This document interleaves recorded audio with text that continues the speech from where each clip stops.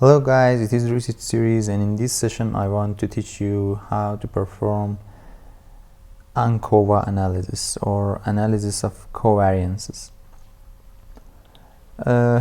What is the ANCOVA? ANCOVA is used when you want to, for example, measure the effect of one qualitative feature, for example, pain score, on another quantitative feature, for example, anxiety score. The first one is qualitative, and for example, it has been described as never, sometimes, and often, and the quantitative feature has been described in numbers, and sometimes there is a confounding factor. For example, there is a factor that can interfere with the effect of pain on anxiety. For example, in this study I want to attenuate the effect of the interfering effect of age on the association between pain and anxiety. There must be some conditions to perform ANCOVA. First of all, you should know that your quantitative feature, for example anxiety, must have a normal distribution. Second, there must be homogeneity of variances in the quantitative feature. And third, you should know that your qualitative feature, pain, and the confounding feature or the covariate must not have a significant interaction. And first I start with the normal distribution. For measuring the normal distribution, you choose analyze and then descriptive statistics and then explore. I want to measure the normality of anxiety on each group. You should enter the pain on the factor list to determine the groups, and the anxiety in the dependent list to indicate the feature that is measured.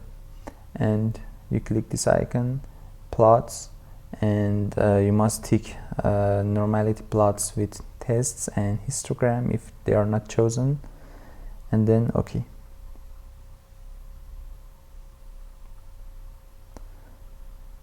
So you have some measures here. First of all, you must look at the skewness value. As you see here, the skewness value is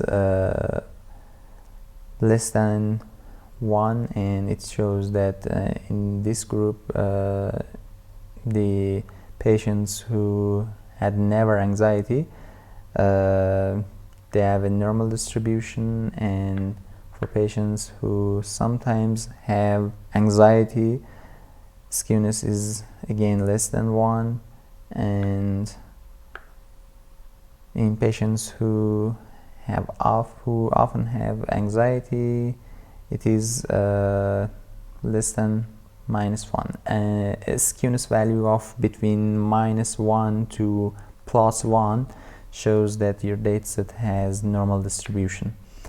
There are also other tests, for example the Kolmogorov-Smirnov test and the Shapirovic test. The Shapirovic test is used for datasets with less than 50 participants, and the Kolmogorov-Smirnov test is usually used for participants with more than 50 participants. And based on these p-values, just we can be suspected that in those patients who had never anxiety, there may be a non-normal distribution. So you need to look at the other measures.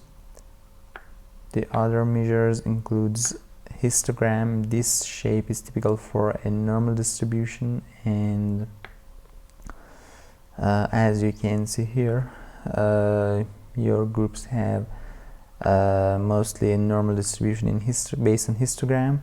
You can click on, for example, just one of these icons, and for additional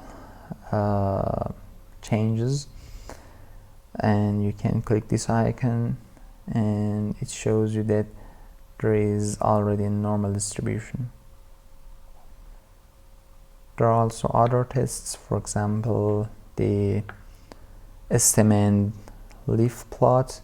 It is like histogram and it shows a normal distribution with most of participants locating in the middle of the chart, and in all groups you have the same pattern. And the QQ plot, which is very precise, and it shows that there is also a normal distribution. If the dots on the QQ plot are located on the line, then you can conclude that you have a dataset with normal distribution. In this case, among patients who had never anxiety, you can see the dots are located on the line and there is a normal distribution. Similar pattern is also observed in those who had often anxiety or sometimes anxiety. So we have normal distribution in the quantitative feature. Next, I must measure the homogeneity of variances and the interaction between the covariate and the qualitative feature. I choose Analyze and then General Linear Model, and I choose Univariate. And to show you the whole process, I send them back. And dependent variable means your quantitative feature that you want to measure the effect of other features in this feature. For example, in this study it is the anxiety score. And the fixed factor means the independent factor, and a qualitative independent factor that you want to measure its effect. In this study it is headache. And the covariate means the quantitative feature that you want to attenuate its effect on this association. It is age. And now I have some options here. First of all, I choose this icon, model, and usually it is on this mode full factorial. I choose this one, build terms, and to measure the interaction between the pain and age, the qualitative factor and the covariate, I must choose both of them simultaneously by keeping the control, and then I send them here. It must be on interaction in this mode. And I also choose them separately and send them to the model, and I choose continue. There are also other options. For example, by clicking this icon options, I choose homogeneity tests to measure the homogeneity of variances. I can also choose, for example, observed power, descriptive statistics, and effect size. I don't need them now. And then I click continue and OK. First of all, the Levin's test of equality of error variances, and it shows that my p-value is more than 500, I can conclude that the homogeneity of variances exists in this study. So my second condition has been met, and now I go here, tests of between subjects effects, and I first of all I look at this this row, pain, the interaction between pain and age, and the p-value is more than 500, and I can conclude that my third condition has been met. It means that there is no significant interaction between pain and age, as the simultaneous measurement of these three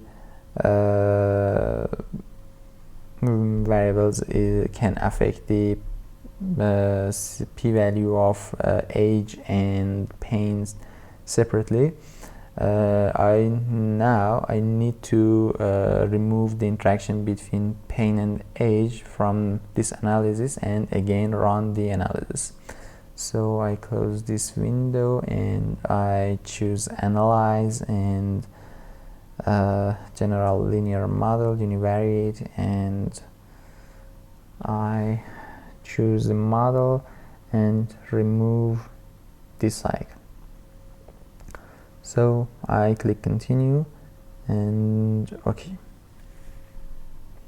I return to the tests of between subjects effects, and now I see the p-value of these columns. As you can see, the p-value of age is less than 500, and I can now conclude that pain has a significant effect on the anxiety score even after attenuating the effect of age. As you can see, age has also a significant p-value. It means that age was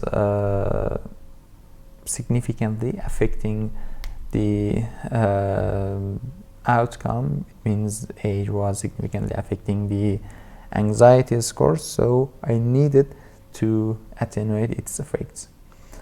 If you enjoyed this video, please don't forget like, comment and subscribe. See you soon.